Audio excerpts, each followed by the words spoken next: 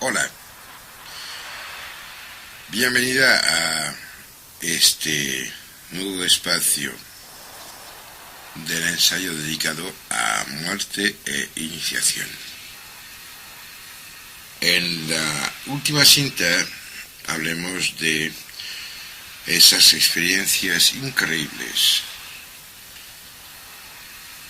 que tuvieron personas a todo lo largo de la historia humana en cuanto a experiencias cercanas a la muerte. No me interesa, de hecho, los últimos testimonios, sino que realmente lo que hay que considerar con muchísima atención es lo que pasó de manera común y constante a lo largo de los millenarios. Una de las cosas que más habitualmente aparece es que cada vez que alguien, y yo puedo dar fe porque me pasó, cada vez que alguien decía vuelve a esta existencia limitada, a este tiempo pequeño chico, a esta especie de salpicado de la eternidad que es una existencia oficial, el volver a meterse dentro del vestido de un cuerpo demasiado estrecho resulta muy doloroso, casi insoportable. Y a pesar del aparente perfil vasto de este detalle, este particular tiene su importancia en el momento de preocuparnos de la naturaleza del cuerpo espiritual, de los campos energéticos que la componen y también de su relación con el continuo espacio-temporal al cual solemos limitar la realidad en la cual vivimos. En efecto, estas experiencias de las cuales hoy nadie realmente puede dudar nos obligan a darnos cuenta de que tanto en el proceso de la muerte como en el de la iniciación, que es uno de sus sucedáneos, el orden del universo está en juego. Que se trate de lo que Jacques Bergier, una de las grandes mentes de este siglo, o bien que se trate de lo que un físico teórico como Olivier Costa de Beauregard, cuando habla del tiempo bidireccional, o bien de lo que David Bohm describe cuando habla del orden implicado y del orden desplegado, todo, sin ninguna excepción, induce hacia un conocimiento casi insoportable, conocimiento que dice lo que creemos ser el paisaje en el cual se desenvuelve nuestra vida es una ridícula aproximación a una parte infinitesimal de la realidad. Habría que preguntarse qué parte del espíritu eterno, qué parte de este saber total que gobierna la realidad albergamos. Y a este propósito es de primera importancia, creo, acordarse de Muhyiddin Arabi, ibérico genial, nacido en Murcia en el año de Dios 1155, que, hablando de esta forma que gobierna la realidad, dice que esta forma, este poder, está conocida del que sabe y conoce, a saber, el hombre universal, el antropocosmos, y ignorada por el que ignora, a saber, el hombre animal. Ahí se marca una frontera bastante clara. O sea, podemos ser cuerpo con destino celular, o bien podemos ser conciencia con destino espiritual. Si estáis escuchando esta cinta es que ya han escogido. Pero nunca podéis olvidar esta decisión fundamental, porque ahí es a donde empieza realmente todo lo que están esperando. ¿Saben? Esta diferenciación es algo esencial al momento de plantearse la continuidad de los conocimientos, de las experiencias que los permiten y que los alimentan, y también darse cuenta de la impenetrabilidad de ciertas mentes, que aunque brillantes como los que nos hablan, predicando lo que otros hicieron antes, como alguien que te pinta un puente, refiriéndose a alguien que pagó vigas. Pues estos que son incapaces de estar en un universo que escape a sus instrumentos habituales de medida. Tenéis que daros cuenta, antes de seguir escuchando lo que tengo que contar, que estamos permanentemente sometidos a una dictadura, la de unos cuantos cientolatras, cientofilos, los que realmente están traicionando lo que la ciencia es desde el inicio de su trayectoria. Ahora, la ciencia, que era la gana inefable de estar confundido con el objeto de la búsqueda, se ha transformado en la relación seca, imposible de hacer vivir, de lo que se puede medir y reproducir con instrumentos. La ciencia hoy día solo refleja lo que se puede instrumentizar. Y nosotros vivimos precisamente el contrario. Solo importa lo que no podemos instrumentizar. No quiero echar por la borda a todos los que se reclaman de la ciencia para justificar su inutilidad, pero sí quiero decir que ningún científico, entre comillas, tiene el derecho de interferir en el sentir, el querer o el existir de alguien que probablemente está haciendo muchísimo mejor que el científico, lo que el científico intenta describir manipulando estadísticas. ¿Sabe? Hace unos años Churchill dijo que la mejor manera de mentir era la de llamar a unos estadísticos para que hagan un perfil. El mismo Churchill dijo que un camello era un caballo calculado y decidido por un comité. Así que, por favor, cuídense. No escuchen ningún comentario, ninguna crítica. No escuchen los que hablan de Polinesia o de América del Sur, cuando nunca se han movido de su barrio en Madrid o Barcelona, en Zaragoza o Málaga. Olvídese de esta proyección mental que hace que la gente piensa que son dioses y que impiden a los demás de opinar sobre lo que realmente tendrían que ser. La iniciación, la verdadera iniciación, empieza en el momento en el cual los sueños y la realidad comulgan. Y esto es un acto tan íntimo que ni siquiera permite que uno que aún tenga ego pueda acercarse. Es evidente que la gana de saber o intuir, de estar dentro del aro, de participar al proceso universal de creación, saber dónde va y desde dónde viene el río de energías que alimenta la vida, la conciencia y la existencia, es un motivo poderoso. Sin embargo, si se acuerdan de lo que acabo de decir, existen dos vertientes a esta gana. Una, la del poder, y la otra, la del saber.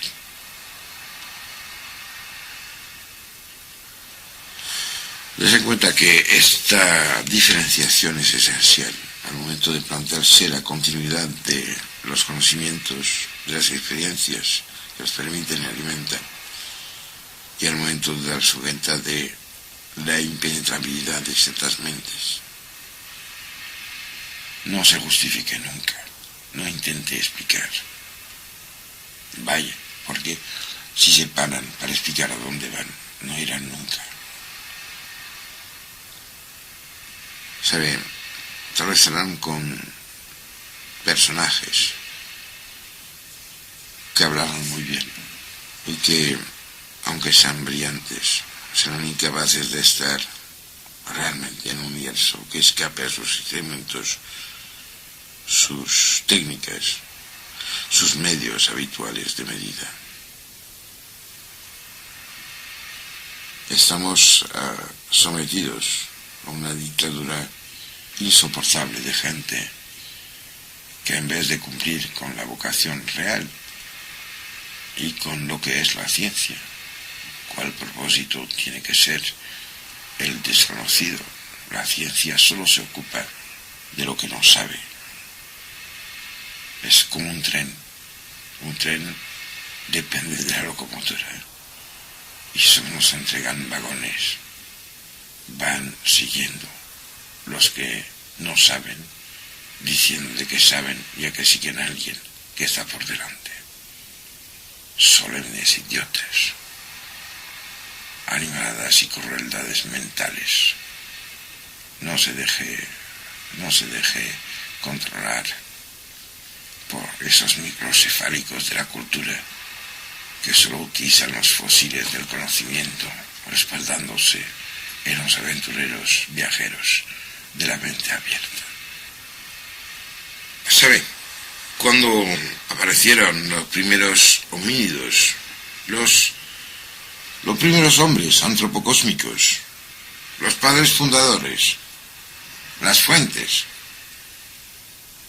más brutalmente los transmisores de semen cargado de herencia espiritual, está bien claro que los enfrentamientos entre los semiciegos y los renacidos tuvieron que ser terribles.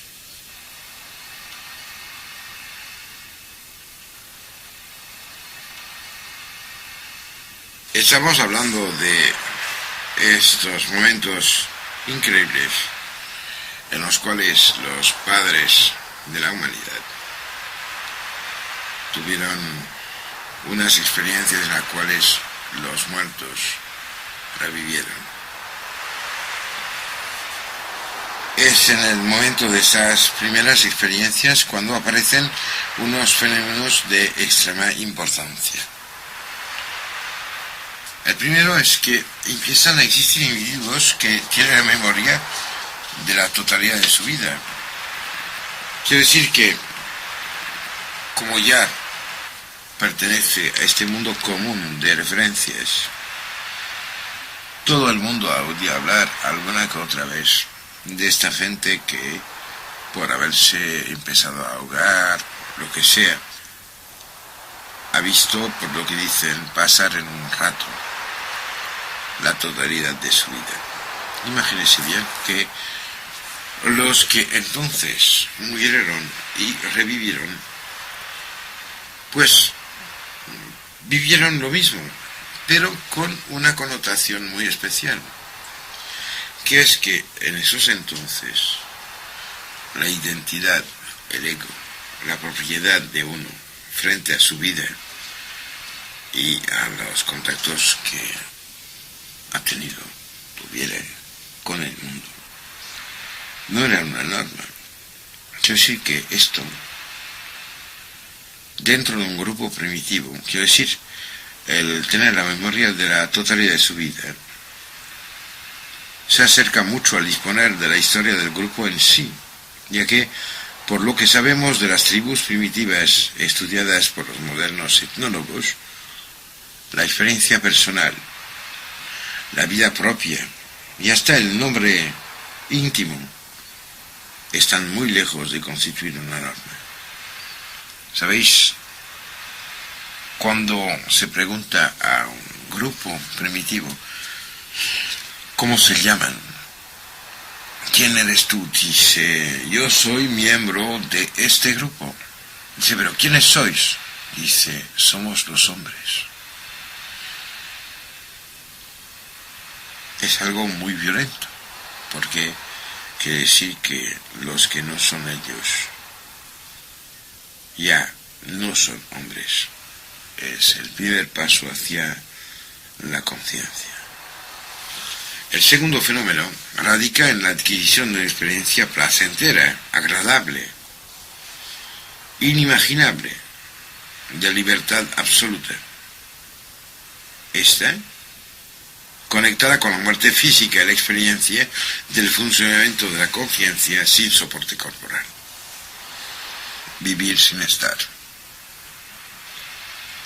La muerte sigue siendo temible, pero deja de ser irrevocable. Existe la posibilidad de encontrarse al mismo tiempo muerto y vivo. Imagínense. Una cueva, una pequeña construcción para protegerse de las lluvias torrenciales que existen. Hay que bien pensar en un hecho. En épocas glaciales no hay agua. Toda el agua de la atmósfera está bajo forma de hielo o de nieve. Esto quiere decir que solo hay agua inutilizable, que es el hielo, y terrenos secos, desiertos insoportables. En la frontera entre ambos, con una incidencia mayor en terrenos calcáreos frágiles, en los cuales los ríos, el agua, fundiendo al material, se puede hundir, hay posibilidad de quedarse. Este es el momento, el sitio en el cual efectivamente la humanidad empieza a pensar en lo que simboliza, lo que representa cada ser. Los padres del saber y de la luz íntima ya han muerto desde centenares de generaciones. Sin embargo, el testimonio que dejaron sigue existiendo. En esos entonces,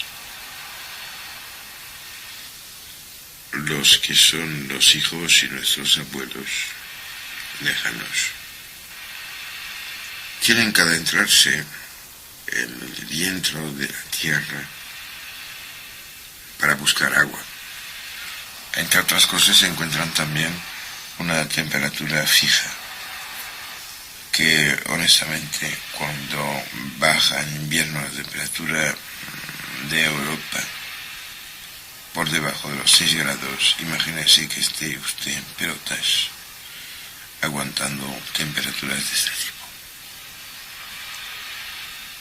Se adentran para vivir en los primeros metros de las cuevas, hacia donde 2 grados de temperatura que mejoran y ganan y suben ya representan el equivalente de un paraíso. Y de vez en cuando, adentrándose muchísimo más en las entrañas de Gaia del planeta, van a buscar el agua. No se crean que la van a buscar por motivos simbólicos, van a buscarla por motivos vitales. En la época de glaciación y todo lo que sabemos sobre época neolítica y las cuevas que dan fe de este tiempo de la existencia humana y del gran correr, de la gran carrera, del gran rally hacia la conciencia abierta, pues en esos entonces no había aguas. La única agua que había era la que fundía en el frente de los glaciares. Por esto, los estamentos conocidos hasta ahora están ubicados en lo que fue el límite inferior, hablando de norte y sur, del frente glaciar. Es cierto que los cultos iniciáticos hacia las vírgenes madres, hacia las madres absolutas, esos símbolos de la tierra fecunda que a pesar de muerta en invierno sigue reviviendo cuando el sol vuelve a lucir sobre las tierras mojadas, Estas mujeres, esos proyectos de lo que ahora por cultura, por imposición y por chantaje conocemos como vírgenes, eran en realidad señoras prodigiosamente jodidas, bien folladas y sobre todo fecundas. La belleza en esos entonces era precisamente lo que ahora mismo se está intentando quitar. Nalgas y tripa abundante, tetas como para permitir amamantar a 15 a 20 niños. Miembros pequeños, ya que los cazadores se encargaban de buscar la comida. Ojos enormes, porque eran los testigos. Los primeros que supieron, los primeros brujos, fueron hembras.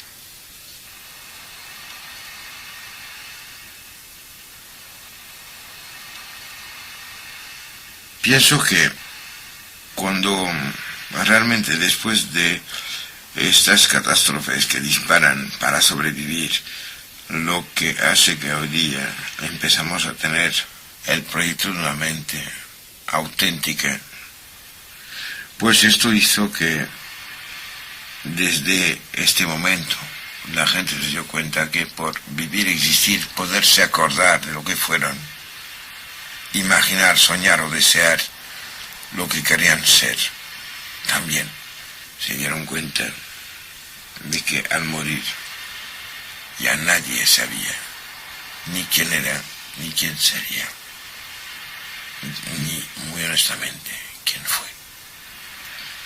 Es en este momento que datan la aparición de los primeros ritos funerarios. Lo más alucinante cuando se mira esto bajo el prisma de la iniciación es que los muertos se ponen en posición de sueño. Cada civilización está marcada por la manera de dormirse. Acurrucado, extendido, tiro de un lado o del otro, en una cuna, una hamaca, una madera, una loza.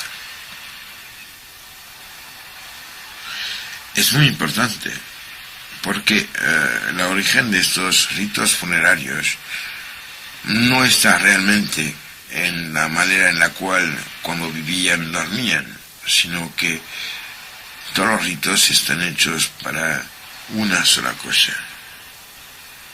Era para dejar la puerta abierta a la eternidad, ya que debido a las experiencias nacidas en la noche de las noches, sabían que no hay muertos que sean muertos del todo. Así que, desde entonces, se les dejó provisiones, armas, protección contra depredadores y al mismo tiempo se empezaron a dibujar los perfiles de otra vida más allá de la vida. Entonces empieza el momento magno, realmente el sitio en el cual se fragua la humanidad futura y más que la humanidad, la conciencia, que es la única cosa que sobrevivirá a lo que se está acercando en los años que vienen. Nadie sabe quién volverá ni cuándo. Los lazos entre muertos y vivos se estrecharon entonces y basta que ustedes miren a las cosas publicadas para darse cuenta que volvemos a hacer lo mismo que antaño se hizo en los albores de la humanidad.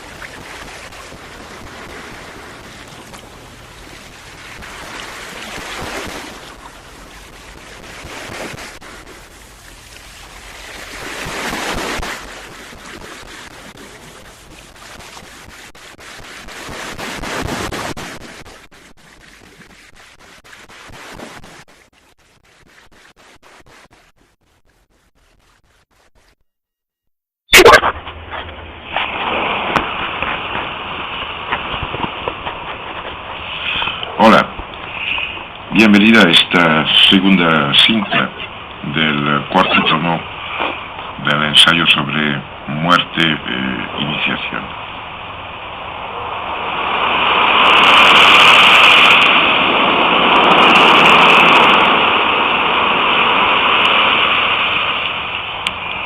Como examinamos los diferentes legados llegados desde la lejanía del tiempo hasta nosotros,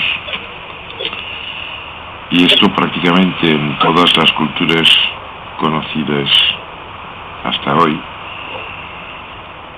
encontramos, como ya lo he dicho a lo largo de los anteriores capítulos, un sinfín de referencia a esta época mágica en la cual se fraguó la conciencia despierta, se construyó la secuencia sobre la cual nuestra vida consciente, nuestra evolución espiritual se construye.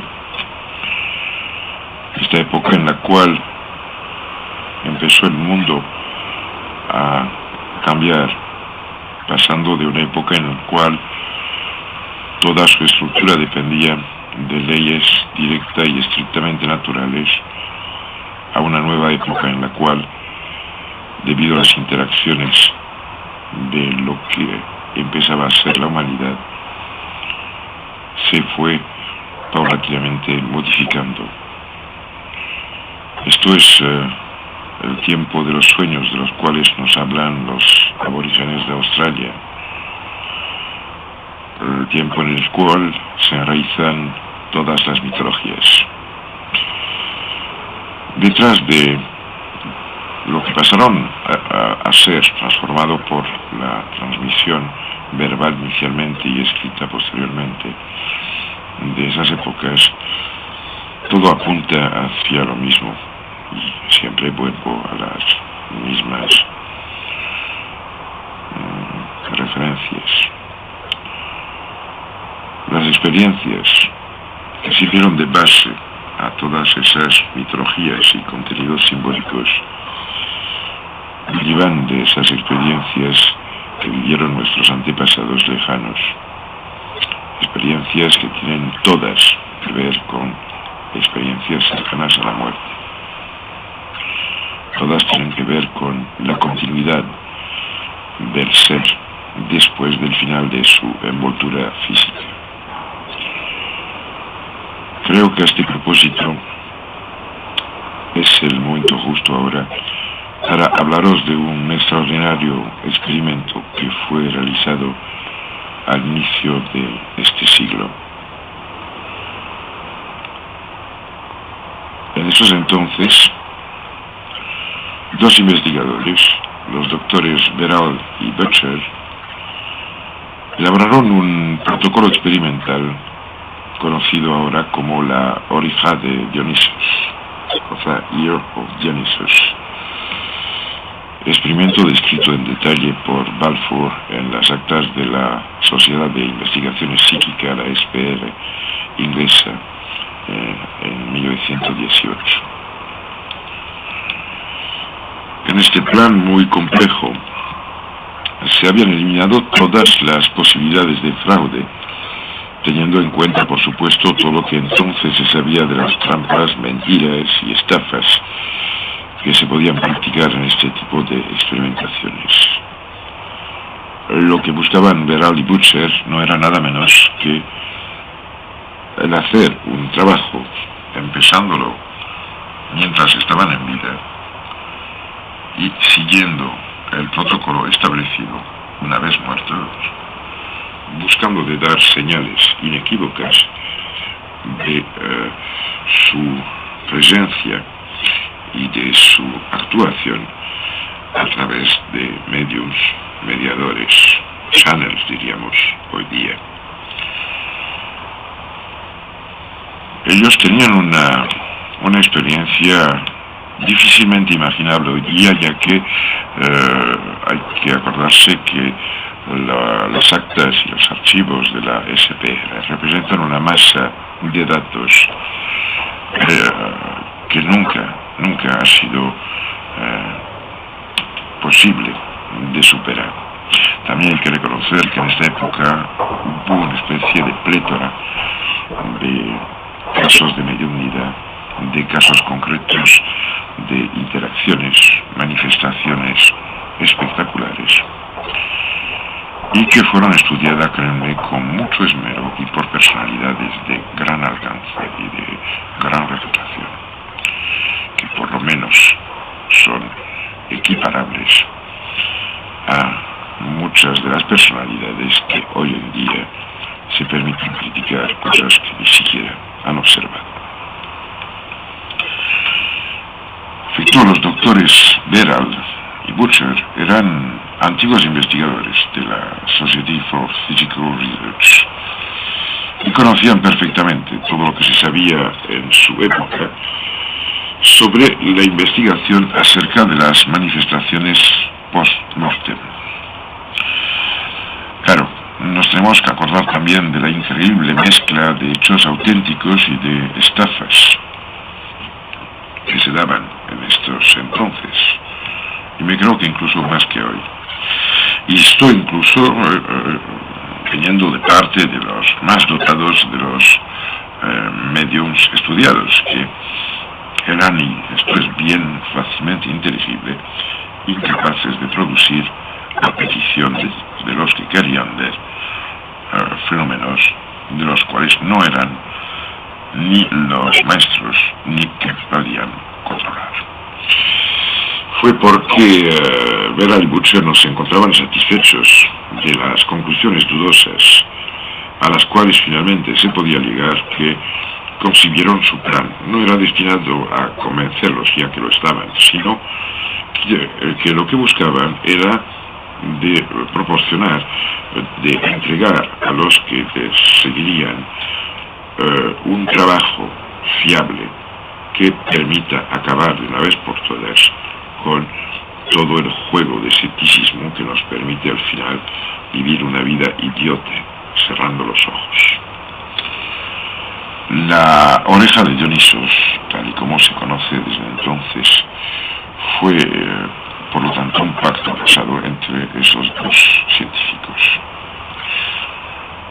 Se planteaba así, tenía como objetivo inicial el aprovecharse de la muerte del primero de los dos para establecer un inicio de contactos coherentes entre muertos y vivos, y sobre todo enlazando esos contactos y las informaciones que llegarían con unas pautas preestablecidas y que eran repartidas un poco en todas partes, sin que sea posible por parte de los mediums y agentes a través de los cuales se manifestaban las cosas, de tener conocimiento de lo que había sido previsto.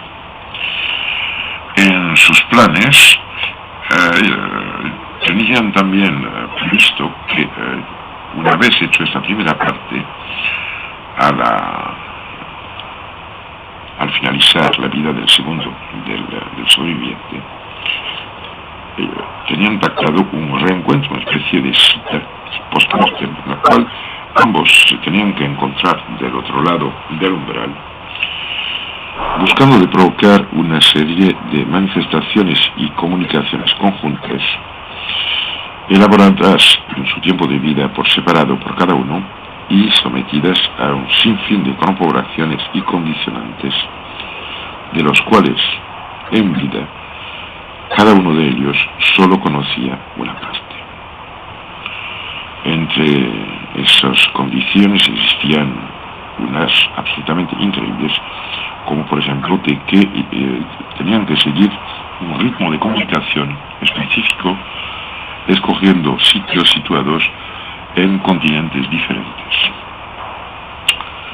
Pues bien, los resultados y las comunicaciones obtenidas solo se podían entender una vez reacoplados los elementos separados que llegaban de fuentes diferentes, y además teniendo en cuenta el enfoque y los detalles del protocolo que habían elaborado.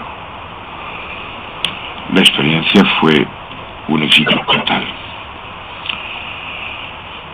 Y imaginemos que algo empezado por esos dos científicos cuando estaban ambos en vida, se siguió ejecutando después de muertos, respetando lo pactado y lo establecido.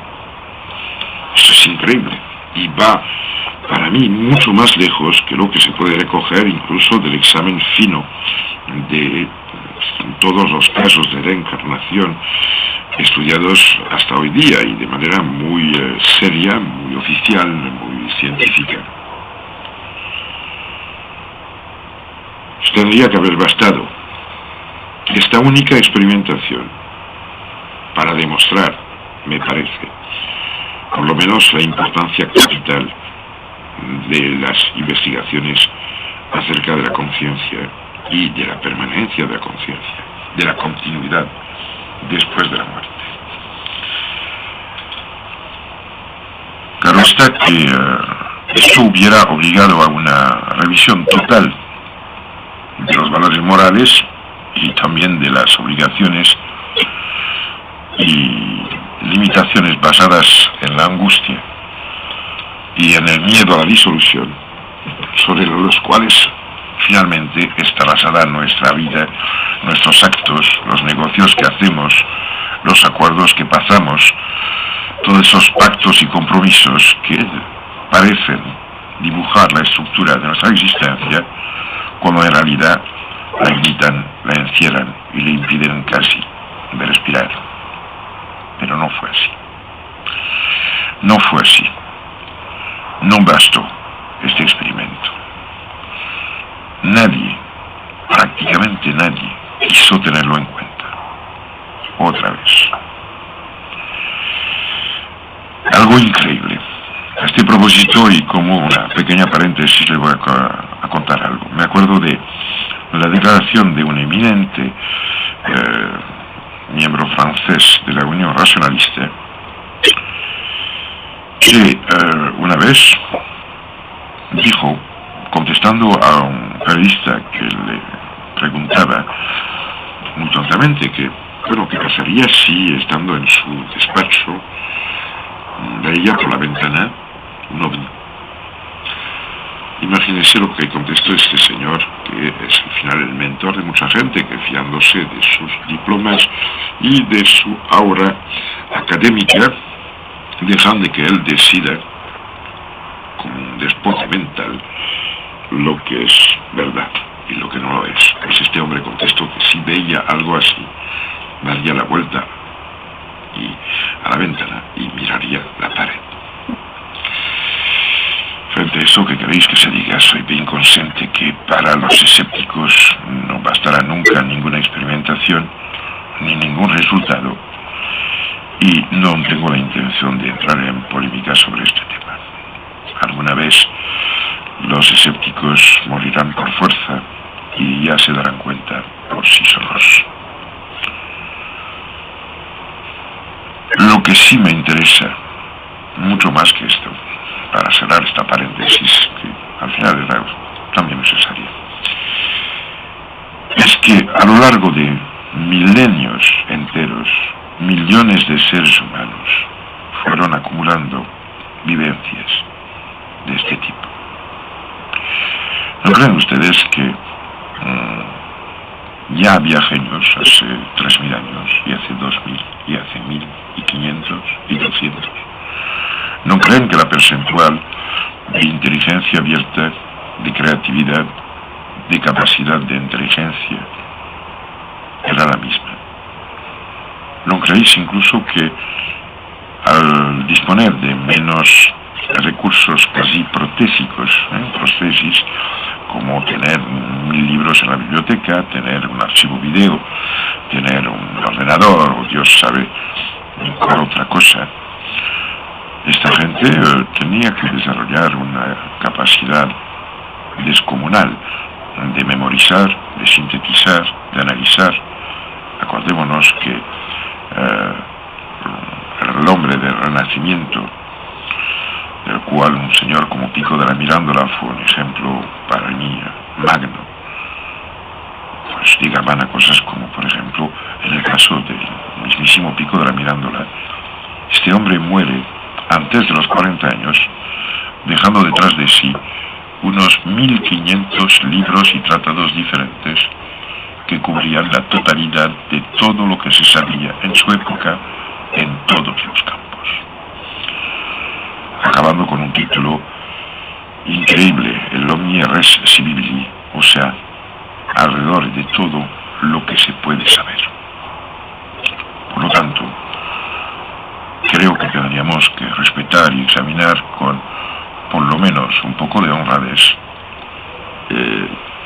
todos esos datos llegados a miríades, llegados por el gran río del tiempo y de la historia. Pensemos un momento en los inicios de los cultos dirigidos a los ancestros, considerándolos como una espera sin fin, pero una espera con la seguridad, a pesar de todo, de que los ancestros seguían ahí, se enteraban de todo, no estaban limitados por los obstáculos del mundo material y por lo tanto eran los garantes de la cohesión del grupo, a la vez que permitían la aparición de una moral individual, una ética de comportamiento, debido a que nadie nunca, desde este momento, pudo saber si estaba solo o no. Por otra parte, esto nos obliga a diferenciar entonces dos tipos de iniciación. El primero se limitó a transferir datos de vigencia limitada en el tiempo y el espacio y que pues tienen que ver con fuentes de alimentación, territorios, técnicas de caza, de cultivo, de recogida, secretos mínimos, pero que permitían la vida. La otra iniciación, que es la que nos interesa hoy, nada tenía que ver con el momento histórico ni con la ubicación geográfica. En esta la experiencia vivida por el iniciado era de tipo trascendental y es prácticamente constante, tanto en sus contenidos como en sus peripecias, doquier sea alrededor del mundo y a través de toda la historia. Bueno, es probable que de manera contemporánea a esas dos iniciaciones, al mismo tiempo quiero decir, se transmitían los primeros secretos de pócimas curativas, las primeras recetas culinarias y alguna que otra fórmula de efectos calmantes, antálgico, ¿por qué no cosas un poco más finas o eficaces? Este fondo, pues sí, se encuentra en todas las culturas y siempre está limitado a un momento de la evolución histórica del grupo considerado, pero lo que sí tendríamos que acordarnos es que al inicio real, esas dos iniciaciones eran íntimamente conectadas entre sí.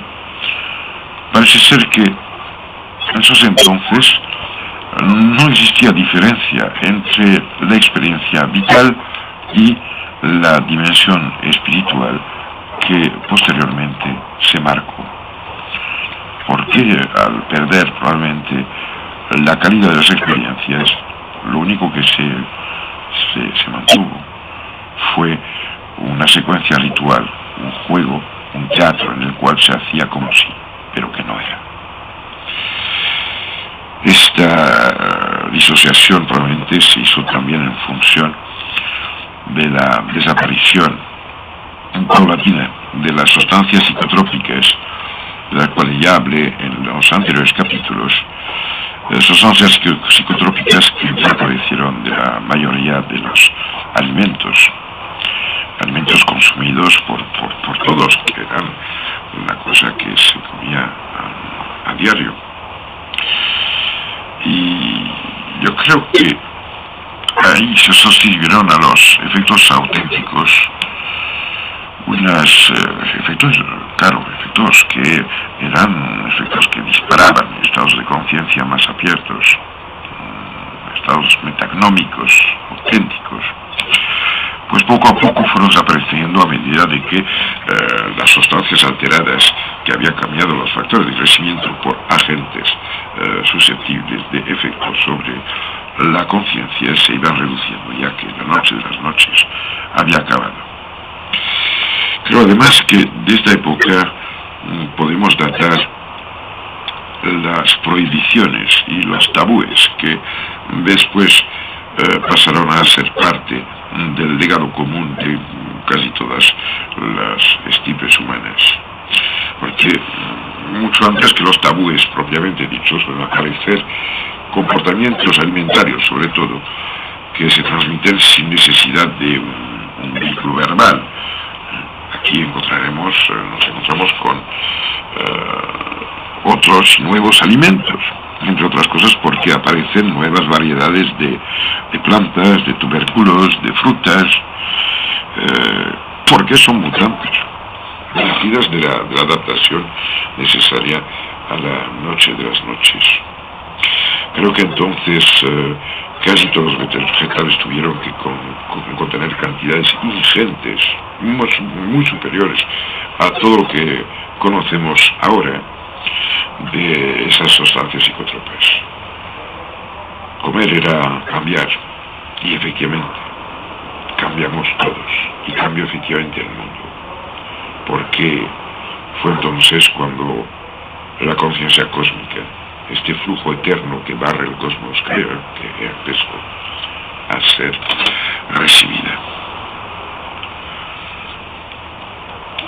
Cuando tuvieron lugar exactamente los primeros intentos del hombre para conseguir de manera voluntaria, y insisto mucho en manera voluntaria, esta iniciación magna, probablemente no lo sabremos nunca, pero nos resulta bastante más fácil imaginar el cómo fueron esos primeros viajes hacia lo trascendente. Es bastante evidente que el conocimiento de lo comestible y de lo venenoso solo puede nacer de la experiencia, lo mismo que la conciencia de los signos anunciadores de la muerte. No hay duda de que entre el primer momento en el cual la conciencia estimulada y despertada por las modificaciones metabólicas aparecidas durante la noche de las noches y los primeros intentos de iniciación, tuvieron que pasar muchas generaciones, hasta que, por una parte, que los protohomínidos llegasen a salir del estado de shock post-catástrofe, en la cual se encontraban con toda probabilidad, y de otra parte, para que empiecen a tener experiencias cercanas a la muerte, que sea posible de memorizar y que estén acompañadas de un lenguaje que permitiría la transmisión de sus vivencias. Fíjate de este momento, el nacer de la filiación de cada grupo humano a un tótem animal, por ejemplo, no lo dudo. Yo estoy convencido que en el mismo momento en el cual la humanidad empezó a tener conciencia, una infinidad de otras especies tuvo por lo menos atisbos de lo mismo. Y que de la misma manera que en esos primeros grupos humanos hubo experiencias cercanas a la muerte, con una vuelta a la conciencia y el encuentro, sobre todo del otro lado del umbral, con otras mentes que estaban simultáneamente en el mismo trance, o bien que ya habían pasado del otro lado. También se encontraron con animales que estaban ellos también empezando a bascular, pero que no tenían el material orgánico suficiente como para soportar el cambio biológico radical que esta evolución inimaginable necesitaba. Creo que al volver de una de esas experiencias prodigiosas, los que volvieron también con una nueva visión de los animales que les rodeaban. Y es probable que en función de qué animal te encontraron, y creo que muchos son los que raramente tuvieron este tipo de manifestación, pues ya prohibieron que nadie tocase a uno de los animales que habían visto. ¿Por qué? Pero porque creo que estos, concretamente estos que habían vivido, como los que hoy día tienen esas experiencias, este tipo de conciencia nueva, pues ya nunca más vuelven a ser los mismos. El respeto brutal manifestado por todos los que he podido entrevistar y el cambio brutal que esto induce en cuanto al respeto de la vida, al respeto de los demás, pues se extendió entonces también a lo que antes de la experiencia cercana a la muerte era solo un animal y que después era otro ser con conciencia, sentimientos y, ¿por qué no?, también comunicaciones directas de mente a mente. Y es así que se mantuvo, y no me creo que se mantuvo por idiotez y por microcefalismo hasta nuestros días. Yo he conocido personalmente a varias personas que respeto muchísimo, que me han hablado de su hermano, uno que tenía como hermano un perro, o sea, los perros en general, otro que respetaba mucho las águilas, bueno, detalles al final, pero mirándolo bien, la relación real en la vida que se veía entre esas personas y esos animales tabú totem, pues manifestaba unos comportamientos muy raros por parte de esos animales reputados salvajes. Antes de cerrar este cuarto tomo, quisiera apuntar la última cosa, dejándola a su meditación, que es la siguiente. ¿No creéis que si durante miles de años grupos humanos llegaron a respetar animales por haber tenido un intercambio de conciencia, tendríamos por lo menos que tener el mismo comportamiento hacia cualquier otro ser humano, prescindiendo de su color, de su talla, de su lengua, de su origen cultural, geográfica, política? Pues al fin, ¿no creéis que es tiempo de ser humanos?